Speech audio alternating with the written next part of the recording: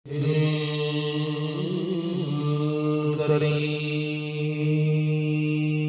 سبحان اللہ. حمدا كثيرا طيبا مباركا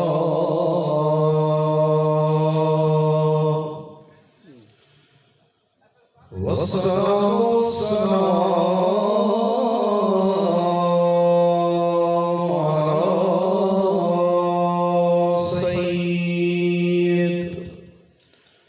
سيد الأنبياء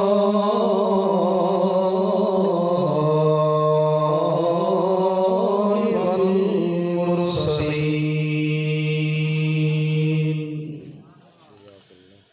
صلاة تكون للنجاة وسيلة وليعلو بالدرجات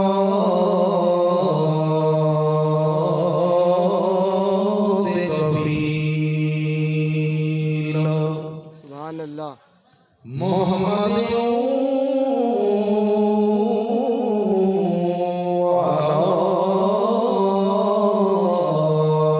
آله وأصحابه أجمعين. أما بعد فأعوذ بالله من الشيطان الرجيم. بسم الله الرحمن الرحيم. الرجال قوامون على النساء بما فضل الله بعضهم على بعض وبما أنفقوا من أموالهم فالصالحات قانتات حافظات للغيب بما حفظ الله واللاتي تخافون نشوزهن فإذوهن واهجروهن في المضاجع واضربوهن فإن أطعنكم فلا تبغوا عليهن سبيلا إن الله كان عليا كبيرا. سبحان اللہ. سبحان ربك رب العزة عما يصفون وسلام على المرسلين والحمد لله رب العالمين. إن الله وملائكته يصلون على النبي يا أيها الذين آمنوا صلوا عليه وسلموا تسليما. اللهم صل على محمد وعلى آل محمد كما صليت على إبراهيم وعلى آل إبراهيم إنك حميد مجيد اللهم بارك على محمد وعلى آل محمد كما باركت على إبراهيم وعلى آل إبراهيم إنك حميد مجيد.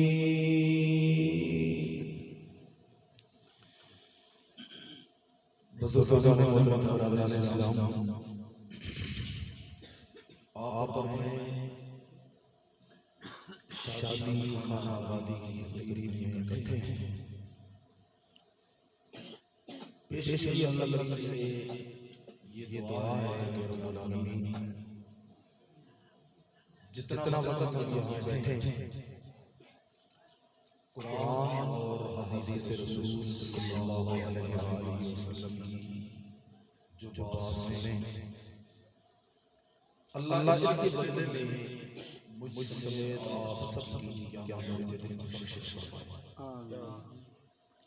اور بھائی ایاز صاحب کے بھائی کی شادی ہے، یہ اس لحاظ سے بڑے مبارکباد کی مستحق ہیں کہ ایسے موقع پر لوگ خرافات کرتے ہیں، شور شرابہ کرتے ہیں، لوگوں کی نیند کی جو ہے وہ حرام کر دیتے ہیں. تو ایسے موقع پر چند ساتھی اکٹھے ہو جائیں اور وہ قرآن اور حدیث کی بات ہو جائے اور اللہ کی بات بندہ کسی کے سامنے بیان کرے، اللہ کے رسول کی بات بیان کرے، یقیناً یہ لوگ بڑے خوش قسمت ہیں اور آپ لوگ بھی بڑے خوش قسمت ہیں کہ رب العالمین نے آپ کو یہ توفیق بخشی کہ آپ ایسے محفل کے اندر تشریف لائے. حضرات محترم، اللہ کی جو انسان کے اوپر نعمتیں ہیں ان میں سب سے بڑی نعمت یہ اولاد والی نعمت ہوتی ہے. اگر آپ کے پاس پیسے ہیں، دولت کی اموال ہیں، لیکن اللہ نے اگر آپ کو اولاد نہیں دی تو وہ انسان پریشان ہی رہتا ہے کہ میں یہ کہاں خرچ کروں. سب سے نعمتوں میں سے اولاد سب سے بڑی نعمت ہے. اور پھر یہ اللہ کی نعمت ہے کہ آپ کو اللہ نے اولاد دی اور اس سے اور سلامتی والی اولاد اللہ نے آپ کو دی. وہ معذور نہیں ہے، وہ پاگل نہیں ہے، وگرنہ آپ ان کو سنبھالنے کی کوشش کرتے ہیں. بڑی نعمتوں میں سے اولاد ہے، پھر یہ بڑی نعمت ہے کہ اللہ نے آپ کو اولاد صحیح سلامت عطا فرمائی ہے. اور یہ بڑی نعمت ہے کہ آپ اپنی اولاد کی خوشی کو اپنی آنکھوں سے دیکھ رہے ہیں. بیشتر ایسے والدین موجود ہیں، آپ کے گھر میں موجود ہوں گے، ہم بھی دیکھے ہیں، آپ بھی دیکھے ہوں گے کہ باپ موجود ہوتا ہے اور وہ نوجوان اولاد کے جنازے کو، چارپائی کو اسے کندھا دینا پڑ جاتا ہے اور وہ قبر کے اندر پہنچ جاتا ہے. اس سے بڑی نعمت ہوگی، کون سی نعمت ہوگی کہ آپ اپنی اولاد کی یہ شادی والا دن اپنی آنکھوں سے دیکھ لیں. کتابوں میں لکھا ہوا ایک بندہ ایسا تھا، بادشاہ، بڑا مالدار، بڑی دولت، بڑا سرمایہ، اولاد اللہ نے اسے صرف ایک بیٹی عطا کی تھی. اس نے جب اپنی بیٹی کی شادی کا دن طے کیا تو پہلے اپنے دوستوں کو بلایا اور انہیں کہنے لگا کہ سوئی سے لے کر ہوائی جہاز تک میری بیٹی کو کوئی چیز کسی پڑوسی سے، رشتہ دار سے مانگنی نہ پڑے. آپ لکھیں اور آرڈر دیں اور اس کی پیمنٹ ہوگی اور میری بیٹی کو بھیج دیں. کتابوں میں لکھا ہوا ہے کہ جب اس کی بیٹی کے لیے ساری چیزیں تیار ہوئیں اور اسے روانہ کر دیا گیا اپنے گھر میں، تو اللہ کی شان اور اللہ کی قدرت جس دن وہ وہاں پہنچی تو اسی رات اس کی موت واقع ہو گئی، اور صبح سویرے جب اس والد غمزدہ والد کو یہ خبر ملی کہ میری بیٹی وہاں فوت ہو چکی ہے، تو باپ جب اس غمزدگی کے اس موقع کے اوپر وہاں پہنچا تو جب اس نے دیکھا کہ میری بیٹی کی لاش جو ہے وہ کفن کے اندر لپٹی ہوئی ہے، تو وہاں اس غمزدہ باپ نے یہ شعر کہا کہ یہ یاد آیا اے جانے جان، یہ یاد آیا اس وقت نامرادی میں کہ کفن دینا ہم بھول گئے تھے تجھے سامان شادی میں۔ باقی چیزیں تو میں نے دی ہیں، لیکن وہ ایک رات جب میری بیٹی رہی، آج کفن وہ میری پیسوں کا پہن کر نہیں جا رہی، وہ سسرال والوں کا پہن کے جا رہی ہے، اور میری تیاریاں ساری کی ساری یہاں تیری رہ گئی۔ وہ مالک ہے، جیسے چاہے سے کر دے۔ تو میں نے اس لیے کہا کہ سب سے بڑی خوش نصیبی یہ ماں باپ کی ہوتی ہے کہ وہ اپنی اولاد کا یہ دن، شادی والا دن، اپنی آنکھوں سے دیکھ لیتے ہیں۔ اس سے بڑی اور نعمت کوئی نہیں۔ تو یاد رکھنا آپ سب لوگ، یہ سنت انبیاء ہے، اس سے گزرے ہیں بڑے لوگ، ہمارے ماں باپ ہیں، دادا دادی ہیں، نانا نانی ہیں۔ یہ جو عورت ہوتی ہے اس کی زندگی تین حصوں کے اندر تقسیم ہوتی ہے۔ یا یہ بیٹی ہوتی ہے، اس کے بعد اس کا مرحلہ آتا ہے کہ یہ بیوی بن جاتی ہے، پھر اگلا مرحلہ اگر رب نے اس کے نصیب میں لکھا ہو تو وہ ماں بن جاتی ہے۔ اور ان تینوں چیزوں کے اوپر نبی پاک صلی اللہ علیہ وآلہ وسلم نے اپنے صحابہ کی، اپنی امت کی الگ الگ رہنمائی فرمائی۔ پہلی چیز کہ جو عورت ہوتی ہے یہ بیٹی ہوتی ہے، اور یہ جب بیٹی کی صورت میں گھر کے اندر آتی ہے، اور آپ صلی اللہ علیہ وسلم کا فرمان ہے کہ بڑا خوش نصیب ہے وہ بندہ جس کو اللہ نے اولاد میں سے پہلے بیٹی عطا کی، یہ بندہ بڑا خوش نصیب۔ ہم سمجھتے ہیں کہ یہ خوش نصیب نہیں ہے، بیٹا پیدا ہونا چاہیے تھا، لوگ اس کو برباد کر دیتے ہیں اور بیٹی والے کو چھپا لیتے ہیں، لیکن اللہ کے نبی صلی اللہ علیہ وسلم کا فرمان ہے کہ وہ بڑا خوش نصیب ہے کہ جس کی اولاد میں سے سب سے پہلے بیٹی پیدا ہوئی۔ بڑی قسمت کی بات ہے۔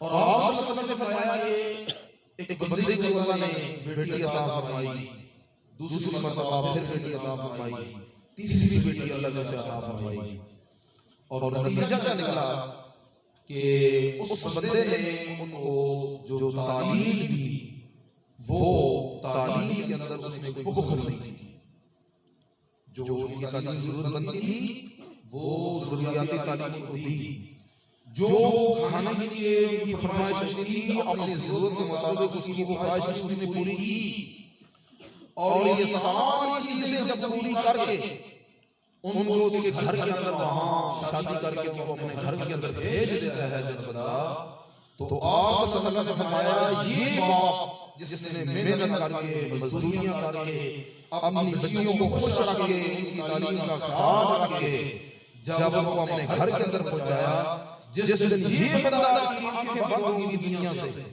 اور آنکھیں بند ہوں گے جب یہ اللہ کے دربار میں پہنچے گا، قیامت کا میدان ہوگا، تو فرشتے اس کے گناہوں کی لسٹ تیار کر رہے ہوں گے، جہنم جب اس کو نظر آئے گی تو آپ صلی اللہ علیہ وسلم نے فرمایا یہ بیٹیاں جن کی اس نے خدمت کی تھی اور پھر ان کو اپنے گھر کے اندر پہنچایا تھا، آپ صلی اللہ علیہ وسلم نے فرمایا یہ کیا کریں گی اس دن قیامت والے دن، اور اللہ کی کیا کریں گے؟ آپ صلی اللہ علیہ وسلم کا فرمان فرمایا کن لہو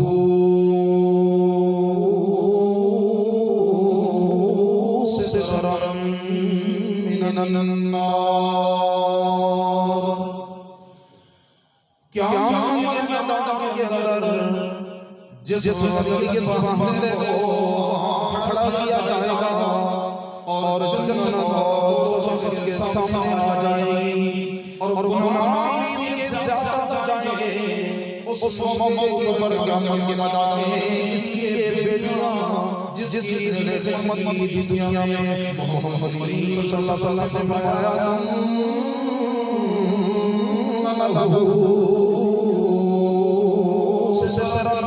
من النار، یہ اپنے باپ کے درمیان اور دوستوں کے درمیان اللہ کے نبی فرماتے ہیں پردہ قیامت والے دن بن جائیں۔ اور محمد صلی اللہ علیہ وسلم نے فرمایا جو اپنی بیٹیوں کو دے کے خوش ہے، ان کی خدمت کرتا ہے، یہ میں محمد مصطفیٰ صلی اللہ علیہ وسلم دنیا میں اعلان کر رہا ہوں کہ کل قیامت کے دن یہ بندہ میں محمد صلی اللہ علیہ وسلم کے ساتھ یوں اکٹھا ہو کے جنت میں جائے گا جیسے کہ میری دو انگلیاں آپس کے اندر ملی ہوئی ہیں۔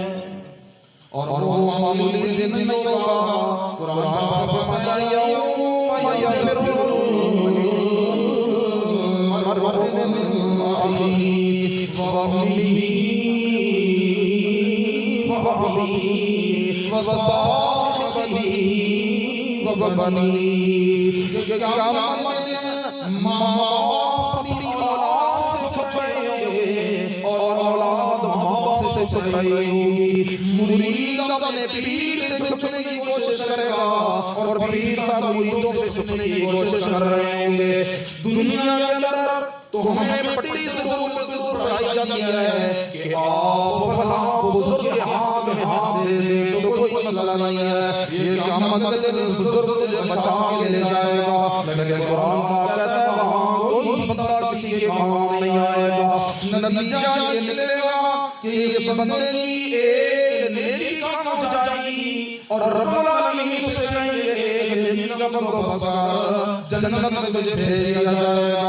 آپ صلی اللہ علیہ وسلم کا فرمان ہے کہ بندہ پورے میدان محشر میں پھرے گا، ایک نیکی کو دیکھنے کے لیے تیار نہیں ہے، چلتے چلتے اس کی ملاقات اس کی ماں کے ساتھ ہو جائے گی اور سکی ماں کو کہے گا میں ایک نیکی کام کرنے کی وجہ سے دوزخ کے اندر جا رہا ہوں، مجھے ایک نیکی مل جائے تو میرا کام بن جائے گا۔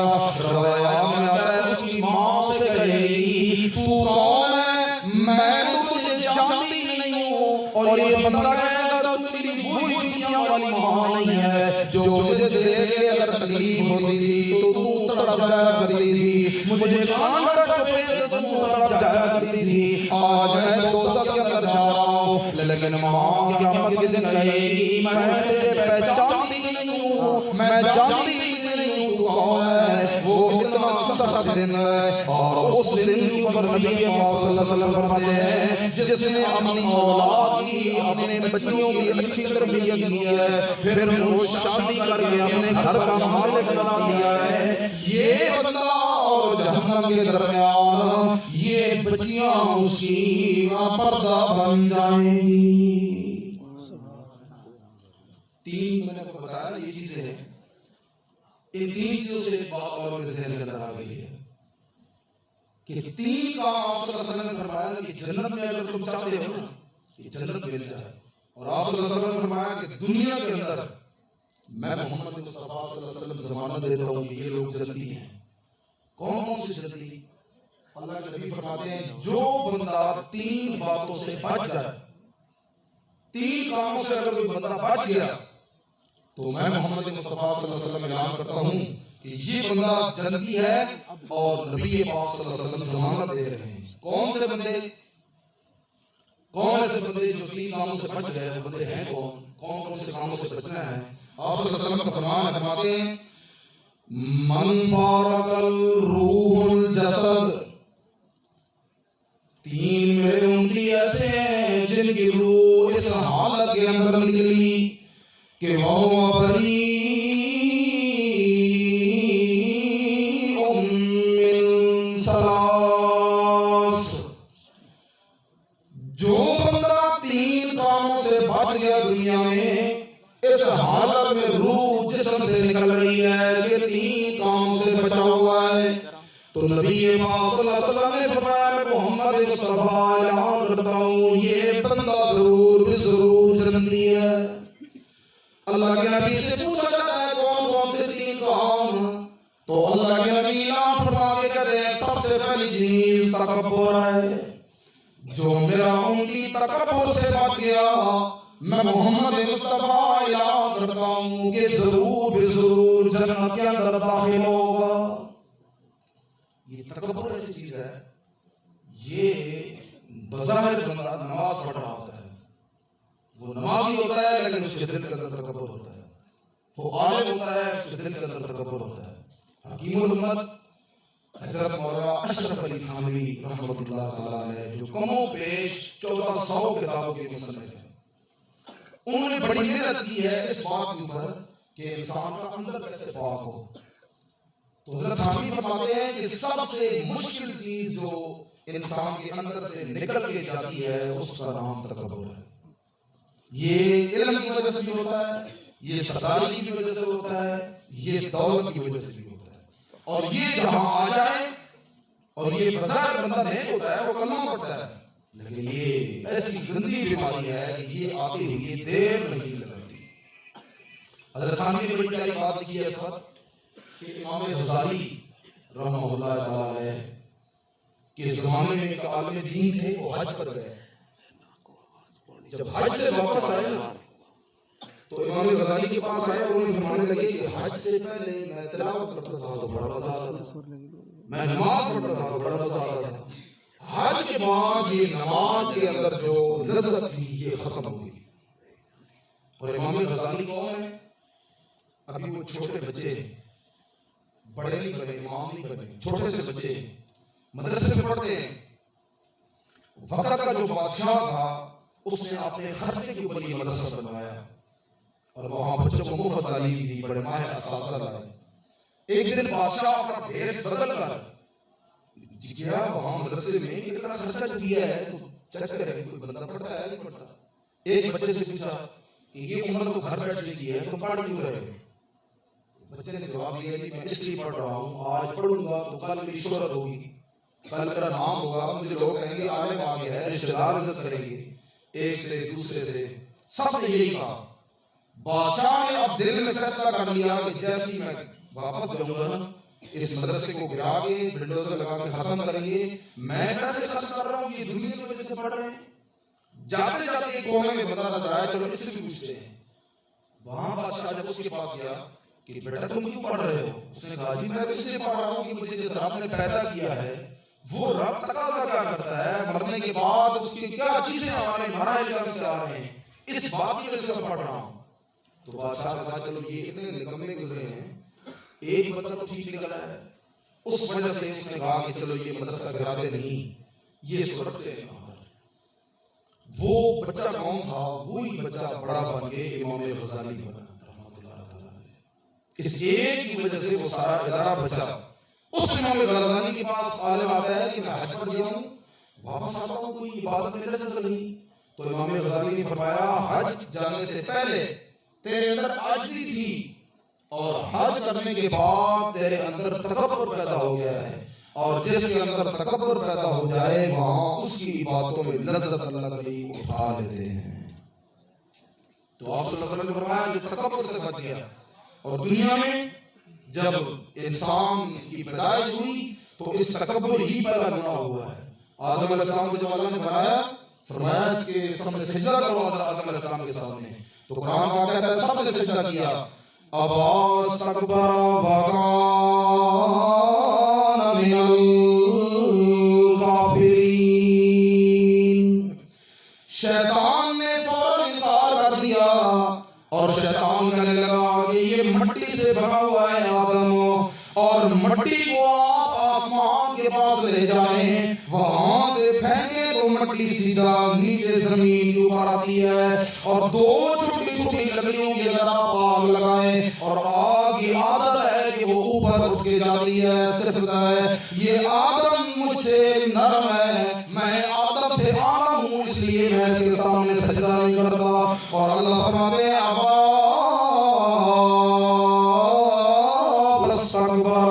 اس تکبر کی وجہ سے اس نے انکار کیا ہے. تکبر نبی پاک صلی اللہ علیہ وسلم فرماتے ہیں وہ میرا امتی جو اس حالت کے اندر دنیا سے گیا کہ تکبر اس کے اندر موجود نہیں ہے، تکبر نہ ہوا تو میں محمد مصطفیٰ صلی اللہ علیہ وسلم اس بات کی ضمانت بھی دیتا ہوں، اس بات کا اعلان بھی کرتا ہوں کہ یہ بندہ مرنے کی دیر ہے، جنت کے اندر داخل ہو جائے گا۔ اور دوسرا نبی پاک صلی اللہ علیہ وسلم فرماتے ہیں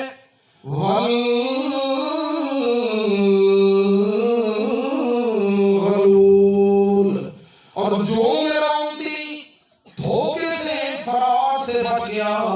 ہماری عادت ہے ہم ایک دوسرے کو دھوکہ دینے کی کوشش کرتے ہیں، اور نبی پاک صلی اللہ علیہ وسلم فرماتے ہیں جو اس حالت میں اس کی موت آئی، یہ دھوکہ فرار اس نے کسی کے ساتھ نہیں کیا۔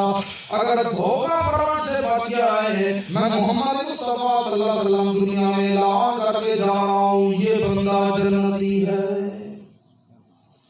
اور آپ صلی اللہ علیہ وسلم فرماتے ہیں کہ قیامت کے دن ہوگا میرا امتی، میرا کلمہ پڑھنے والا بندہ ہوگا، جب وہ قیامت کے میدان میں آئے گا تو سالم اونٹ اس نے اپنے کندھوں کے اوپر اٹھایا ہوا ہوگا، اور آپ صلی اللہ علیہ وسلم فرماتے ہیں ہوگا میرا امتی، اور حالت یہ ہوگی قیامت کے میدان میں آئے گا تو فرس اور گھوڑا اس نے اپنے کندھوں کے اوپر اٹھایا ہوا ہوگا، کسی بندے نے بکری اپنے کندھوں کے اوپر اٹھائی ہوئی ہے، اور جب وہ مجھے دیکھیں گے، میں محمد مصطفیٰ صلی اللہ علیہ وسلم کو دیکھیں گے تو زبان سے کہیں گے اغثنی یا رسول اللہ، اغثنی یا رسول اللہ، کہ اے اللہ کے رسول ہماری مدد کیجئے، ہمیں اس مشکلات سے نجات عطا فرمائیے، رب العالمین سے گزارش کیجئے۔ آپ صلی اللہ علیہ وسلم فرماتے ہیں میں دنیا میں بتا کے جا رہا ہوں، قیامت کے دن میں محمد مصطفیٰ جواب دوں گا فَأَقُولُ لَا أَمْلِكُ لَكَ مِنَ اللَّهِ شَيْئًا، قیامت کے دن میں انہیں یہ بات کہوں گا کہ میں محمد کریم دنیا میں تمہیں بتا کے آیا ہوں کہ میں محمد مصطفیٰ فراڈیوں کے ساتھ میرا کوئی تعلق نہیں ہے، دھوکے بازوں کے ساتھ میرا کوئی تعلق نہیں ہے، اور آج میں محمد مصطفیٰ صلی اللہ علیہ وسلم تمہاری کوئی مدد نہیں کر سکتا۔ آپ صلی اللہ علیہ وسلم نے فرمایا دنیا میں اللہ نے جو کچھ تمہیں دیا ہے، جو مقدر میں رکھا ہے اللہ نے، اس پر صبر کرو یا پھر حلال کمانے کی کوشش کرو، فرار سے بچو کہ فراڈیوں کا قیامت کے دن بہت برا حال ہوگا۔ اور جو بندہ ان چیزوں کو جانتا ہے وہ ان چیزوں سے دور بھاگتا ہے، جو نہیں جانتا وہ قریب آتا ہے۔ کتابوں میں لکھا ہوا ہے کہ قاضی شرائع حضرت علی رضی اللہ تعالیٰ کے دور میں وہ خلیفہ تھے، حضرت علی خلیفہ تھے اور وہ جج تھے۔ تو قاضی شرائع کے دور میں ایک بندے نے زمین بیچی، دوسرے بندے نے زمین لے لی، اور جس نے زمین لی وہ جب اپنی زمین میں ہل چلا رہا تھا تو اس کو ایک برتن مل گیا سونے کا بھرا ہوا۔ اس بندے نے جب دیکھا کہ سونے کا برتن بھرا ہوا ہے، اس کی کئی زمینیں بن سکتی ہیں، یہ ارادہ کر کے اس نے پھر سوچا کہ میں نے زمین خریدی ہے، یہ سونا تو نہیں خریدا، یہ تو اس بندے کا ہے۔ اٹھا کے سونا اس بندے کے گھر کے اندر لے گیا، یہ سونا آپ کی زمین سے نکلا ہے، آپ لے لیں۔ وہ بندہ جس نے زمین بیچی تھی وہ کہنے لگا کہ میں نے اپنی زمین کے پیسے لے لیے ہیں، یہ میں سونا نہیں لے سکتا، یہ تم ہی لو، تمہارا ہی ہے، میں نے نہیں رکھا ہوا تھا۔ آپ اور میں کس بات پر لڑتے ہیں؟ یہ میرا ہے، اس بات کے اوپر آپ کی اور میری جنگ ہوتی ہے۔ ان کی لڑائی اس بات کے اوپر ہو رہی ہے کہ یہ میرا نہیں ہے، تیرا ہے، لے جا۔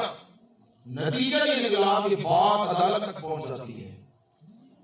یہ کچھ عرصہ پہلے کی بات ہے، اخبار میں یہ بات چھپی تھی کہ امریکہ میں ایک یہودی عورت تھی بوڑھی، اس نے